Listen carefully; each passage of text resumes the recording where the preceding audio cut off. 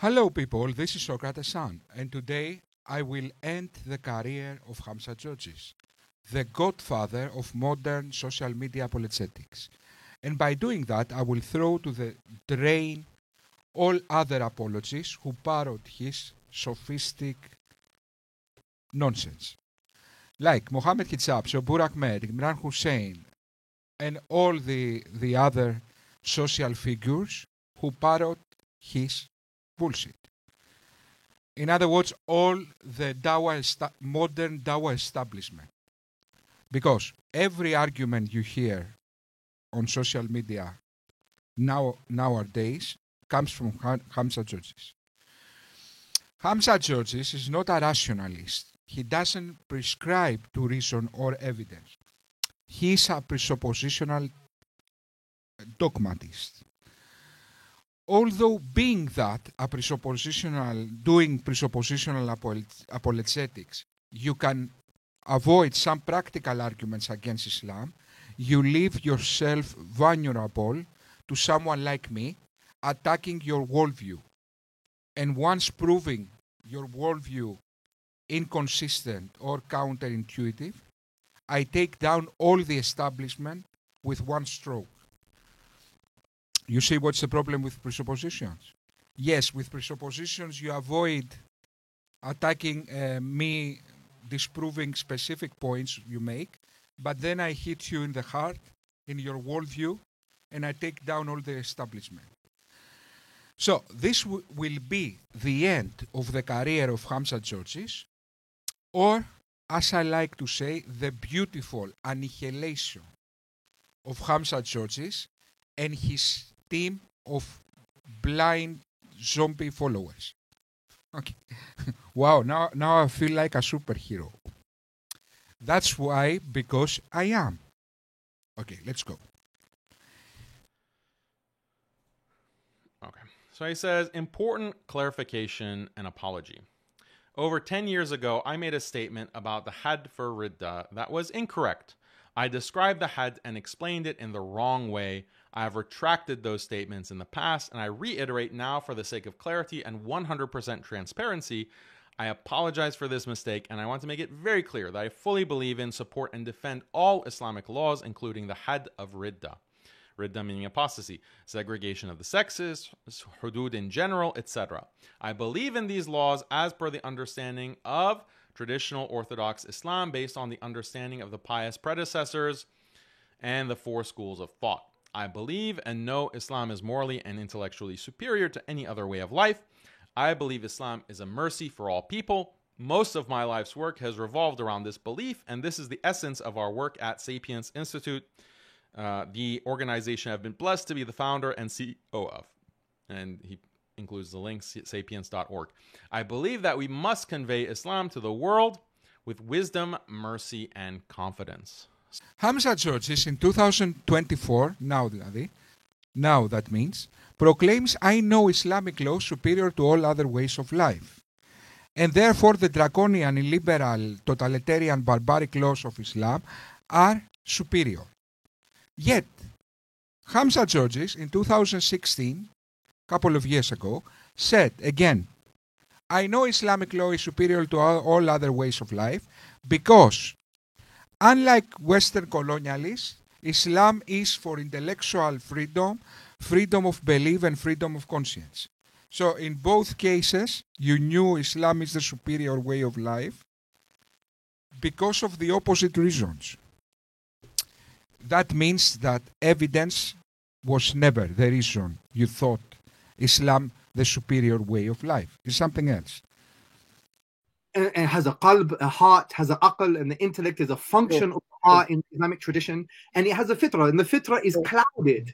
And within the fitrah, the innate disposition, there are forms of proto-knowledge in the Islamic tradition that God is a reality and that He's worthy of worship, but that clouded. So it could be that a sound, rational argument, philosophical argument, whatever, can uncloud your innate disposition to awaken the truth within, or it could be something else. It could be a combination of things. So when you ask me, it needs to be demonstrated, well, I need to find out who you are, because I don't know where your cloud is. Maybe you need a rational argument. Maybe you need a good hug. Maybe you need some love. Maybe you need some really strong Quranic verses to wake you up, because the reason for your disbelief is arrogance, right? Because the reason for your disbelief is arrogance, right?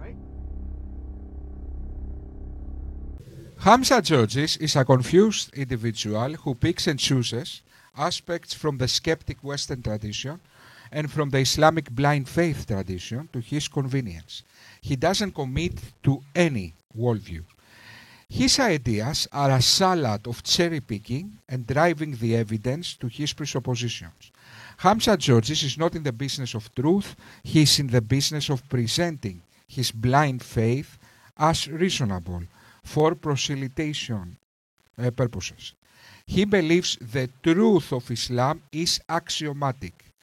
In other words, he thinks people have an innate disposition to believe in Islam, thus philosophical and scientific evidence are just instrumental in communicating this truth.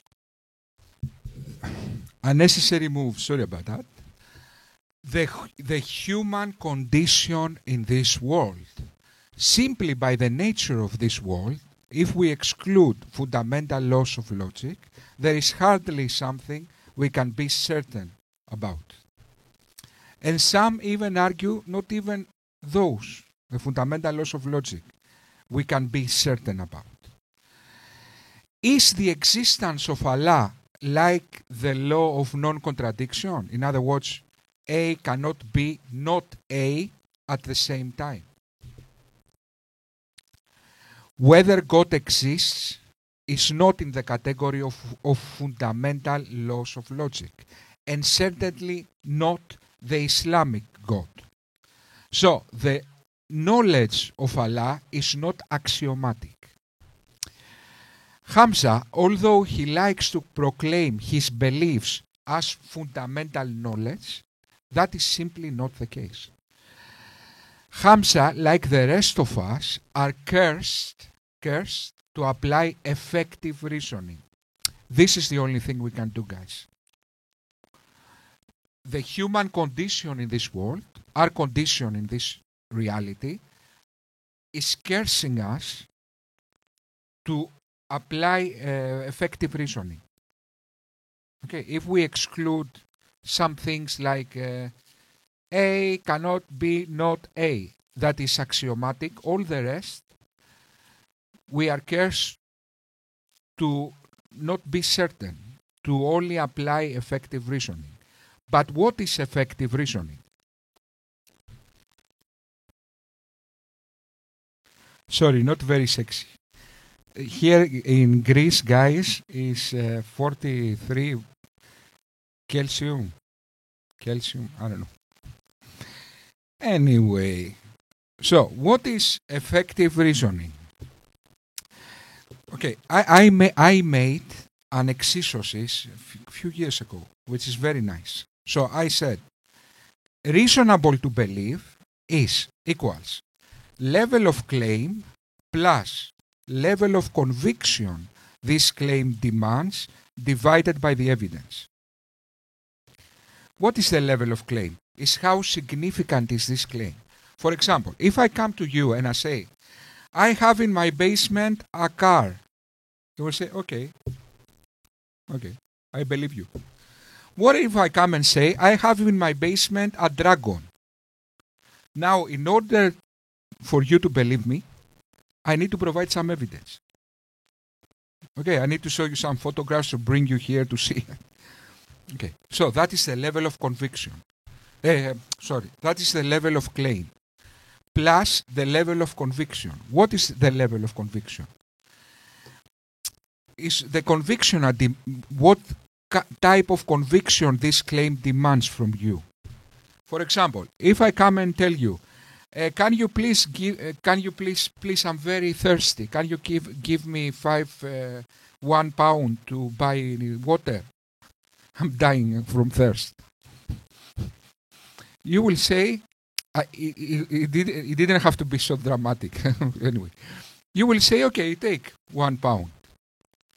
Now, what if I told you, I come and tell you, can you please give me your little girl to take her out tonight? Because I feel kind of lonely. Say, what? You know, now the conviction that I bring is very huge. Okay, so whether you are all that divided by the evidence, and therefore I need to provide much evidence, much convincing for you to give me your daughter to take her out. So reasonable to believe equals level of claim plus level of conviction this claim demands divided by the evidence.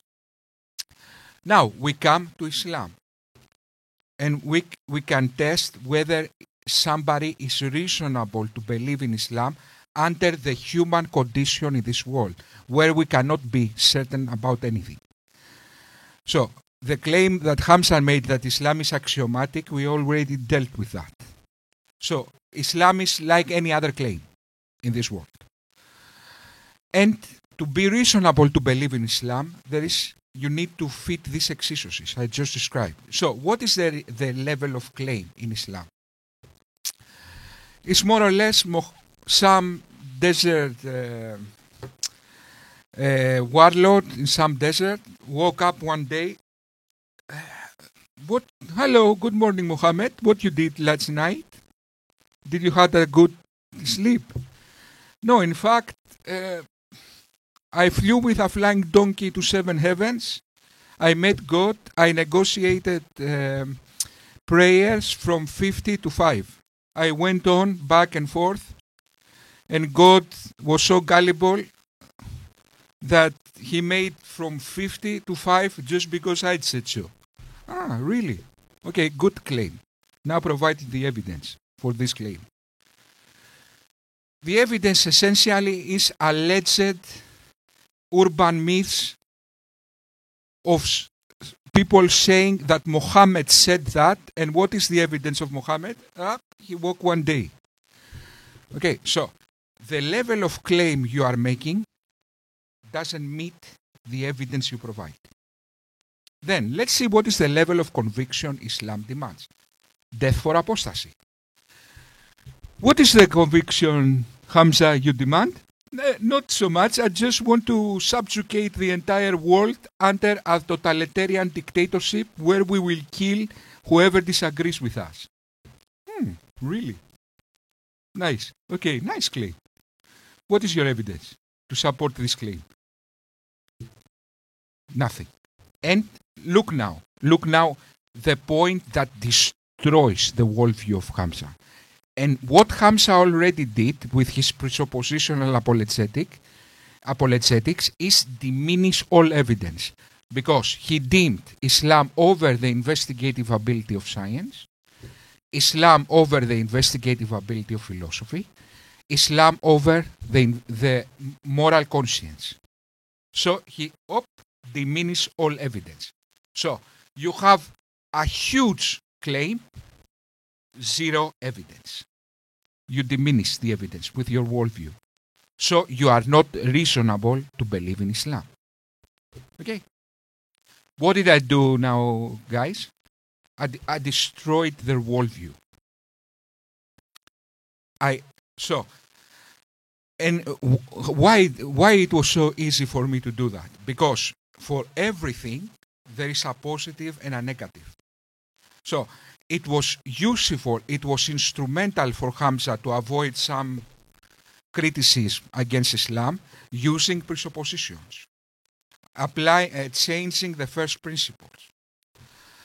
But the problem with that, my friend, is that then you base all your establishment in the basis of one worldview. So it's just one now. It's not 1,000. So I don't need to take down 1 million claims. I just need to take down your worldview. And that is exactly what I did. So now that I destroyed Hamza Georges, okay, all the rest are the intellectual children of Hamza Georges. Guys, because I'm following Hamza Georges from the beginning. Okay, so the first time I saw Hamza Georges was like 15 years ago. when I used to be active in the New Atheist era. And I saw some new guy talking to Richard Dawkins in some interview. Say, who is this? Who is this new kid on the block? And then I start singing, step by step, ooh baby. Imagine how old it was. It was New Kids on the Block. We were hearing New Kids on the Block then. So what I'm trying to say is I was following Hamza Georges all his career. So I saw the metamorphosis, how he was thinking. Okay, so Hamza Georges, you can deceive others, you cannot deceive me. Okay, thank you very much.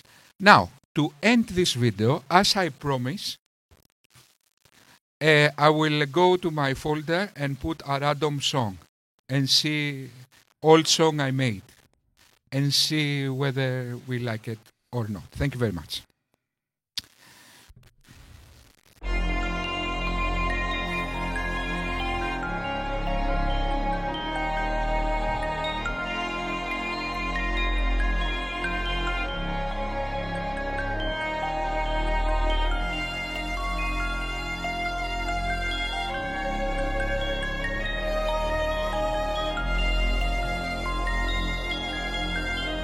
Δεν είναι ανάγκη να μου πεις ακόμα ένα ψέμα.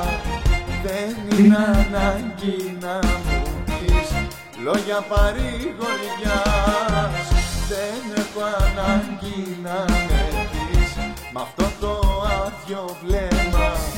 Δεν έχω ανάγκη να με πεις ποτέ ξανά.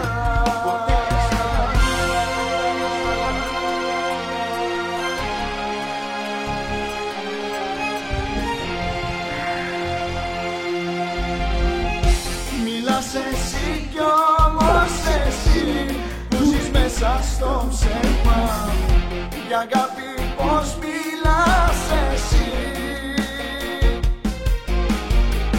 Μέσα στα μάτια με κοιτάς και δεν κοιτάς το βλέμμα.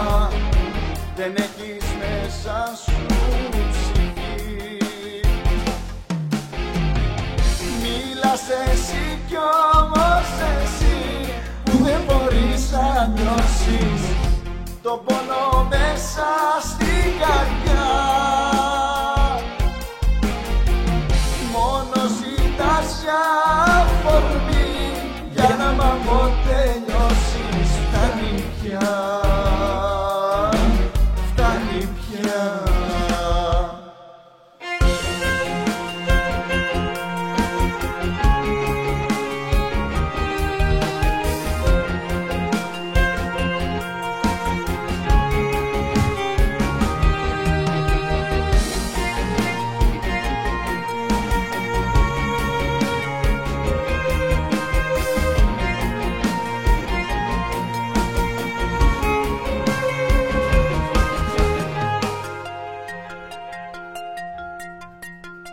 Δεν είναι ανάγκη να κρυφτείς πίσω από ένα ψέμα.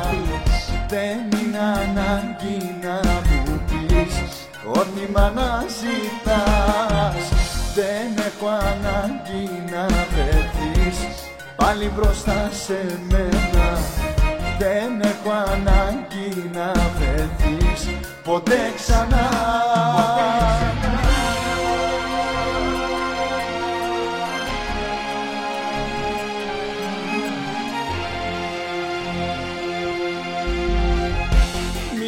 Εσύ κι όμως εσύ που ζεις μέσα στο ψέμα.